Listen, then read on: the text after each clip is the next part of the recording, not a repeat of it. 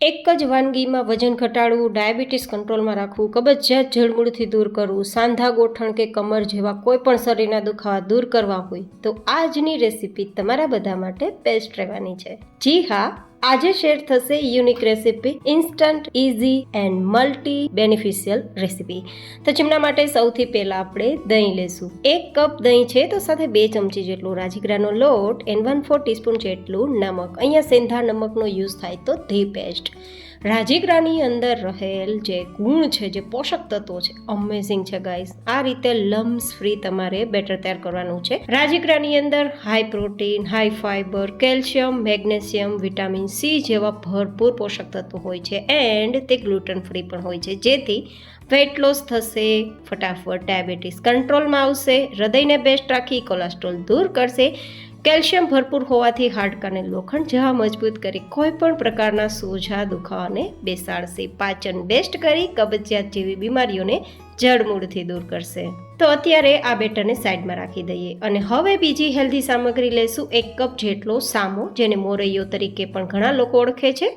પહેલાં એને સાદા પાણીથી ધોઈ લેવાનું છે અને પછી 1 ગ્લાસ જેટલા પાણીમાં 1 કલાક સુધી તેને પલાળવાનો છે. તો મેં પહેલાં જ પલાળીને રાખ્યો હતો, મીન્સ સાંબો પલાળવો જરૂરી છે. હવે આપણે તૈયાર કરીશું સાંબાની વેરાયટી. તો જેમના માટે આપણે એક કડાઈ લઈશું જેમાં તેલનો ઉપયોગ નથી કરવાના. તો શું, દેશી ઘીનો ઉપયોગ કરીશું યાર. 1 ચમચી જેટલું દેશી ઘી છે તે શરીરમાં એન્ટીઓક્સિડન્ટનું કામ કરે છે, એઝ એ ઇમ્યુન સિસ્ટમને બૂસ્ટ રાખવા માટે. હવે આપણે થોડું જીરું, તીખાસ પ્રમાણે મરચાંના ટુકડા અને આદુને ગ્રેટ કરી લઈશું. અહીં આદુ ભૂલવાનું નથી, જે પેટ માટે ખૂબ જ બેનિફિશિયલ છે, પાચન બેસ્ટ કરે છે, કબજિયાત દૂર કરે છે and diabetes and weight loss માટે તો બેસ્ટમાં બેસ્ટ છે. સાંધાના કે હાડકાના દુખાવા માટે પણ બેસ્ટ છે. હવે પલાળેલો સાંબો મિક્સ કરી દેશું, મતલબ જેટલો સાંબો છે તેટલું જ પાણી મિક્સ કરશું. થોડા મગફળીના દાણા as a protein source and taste also. આ રીતે બધું મિક્સ કરી ઢાંકી 5 મિનિટ ધીમા ગેસની ફ્લેમ પર થવા દેશું. સાંબો છે ને માત્ર ને માત્ર ફાસ્ટિંગ માટે નથી, ફરાળ માટે નથી, પણ એઝ એ મિલેટ તરીકે પણ તેને ઓળખાણ મળી છે, બીકોઝ તેમાં high fibre, protein and B complex ભરપૂર હોય છે and as a gluten free grain છે. So low calorie and high ફાઈબરના કારણે વજન તો ફટાફટ ઘટાડશે જ, પણ ગ્લુટન ફ્રીના કારણે ડાયાબિટીસ કંટ્રોલમાં રાખશે. તો બસ 4-5 મિનિટ માટે આપણે સાંબાને તૈયાર કરવાનો છે. બિલીવ મી ગાઈઝ, મિનિટોનું કામ છે ને ફાયદા કરોડો રૂપિયાના છે. જો તમે કન્ટિન્યુ 15 દિવસ માટે સવાર, બપોર, સાંજ જ્યારે પણ ભૂખ લાગે ત્યારે માત્ર સામો કે રાજગરો ખાઈ લીધો, આ જ ડીશના રૂપમાં ખાશો તો બિલકુલ તમને બોરિંગ નહીં થાય, ખૂબ પસંદ આવશે. અને જો 15 દિવસ માટે ખાઈ લીધો તો હું તમને અમેઝિંગ રિઝલ્ટ જે આગળ બતાવી ચૂકી છું તે તમને મળવાના જ છે. તો હવે તેને નીચે લઈને થોડો ઠંડો થવા દઈએ.